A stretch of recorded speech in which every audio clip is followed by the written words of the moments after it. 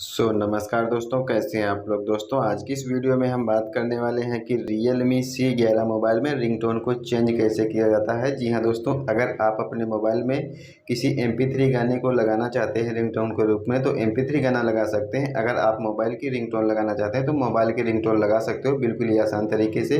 तो दोस्तों रिंगटोन को चेंज करने के लिए आपको करना क्या होगा। दोस्तों आपके मोबाइल में सेटिंग रहेगा, तो दोस्तों आपको अपना सेटिंग ओपन कर लेना है।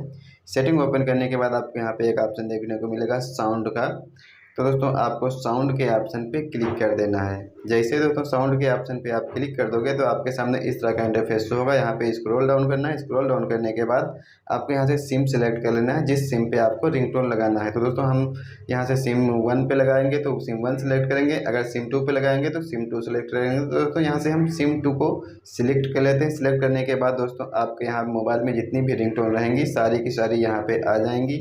ये सारी मोबाइल की रिंगटोन है। अगर आपको मोबाइल की रिंगटोन लगाना है तो इस यहाँ पे क्लिक कर देंगे। अगर आपको MP3 गाना लगाना है कि कोई, तो आपको नीचे यहाँ पे ऐड रिंगटोन का ऑप्शन देखने को मिलेगा। सबसे नीचे दोस्तों ऐड रिंगटोन पे आपको क्लिक कर देना है। क्लिक करने के बाद आपको यहाँ पे देखने को मिलेगा चूज म्यूजिक ट्रैक। दोस्तों इस चूज म्यूजिक ट्रैक पे आपको क्लिक कर देना है। क्लिक करने के बाद आपने जो भी MP3 गाना डाउनलोड करके रखा रहेगा वो यहाँ पे आ जाएगा। अब आपको यहाँ से जिस MP3 गाने को लगाना है उस पर आपको क्लिक कर देना है।